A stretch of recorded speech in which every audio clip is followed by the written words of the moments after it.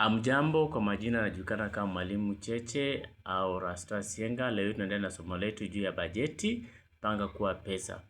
Na leo hii tunaangalia juu ya mkataba au mpangilio wa bajeti.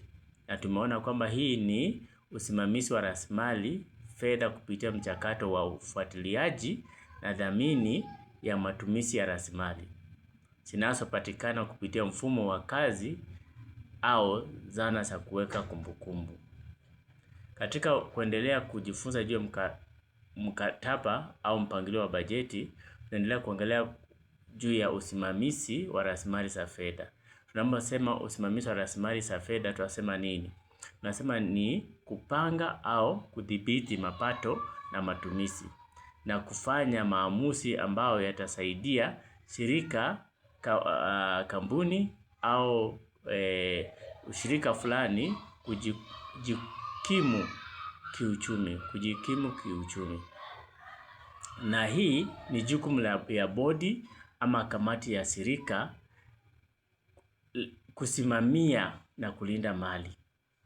Ni jukumu ya bodi ama kamati ya ushirika kusimamia na kulinda mali ambao imepatikana katika ushirika hiyo ama kampuni hiyo.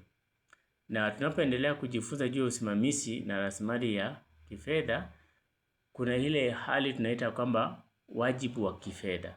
Na katika wajibu wa kifedha kuna vitu za muhimu sana ambao tunatakana tuwajibikie. Kitu cha kwanza tunatakana tuwajibikie bajeti, kasi, gharama na chanzo cha fedha. Uhamisiaji wa rasilimali, kuhakikisha kuwa na fedha za kutosha kwa shughuli katika ushirika.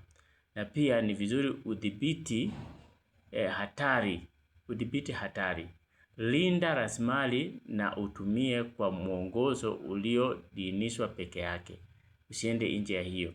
Usimamizi wa fedha, kutana na wajibu wa wakati na kulipa kwa wakati. Hakikisha kwamba usimamizi bora unalipa kwa wakati. Utunzaji wa kumbukumbu. Andika pesa zote zinazoingia na kutoka. Kuripoti, kutoa taarifa za kifedha kwa wakati kwa watu husika, taasisi na wafadhili. Ufuatiliaji, hakikisha mapato na matumizi yanaendana na bajeti. Udhibiti, mapato na matumizi daima ilingane na bajeti.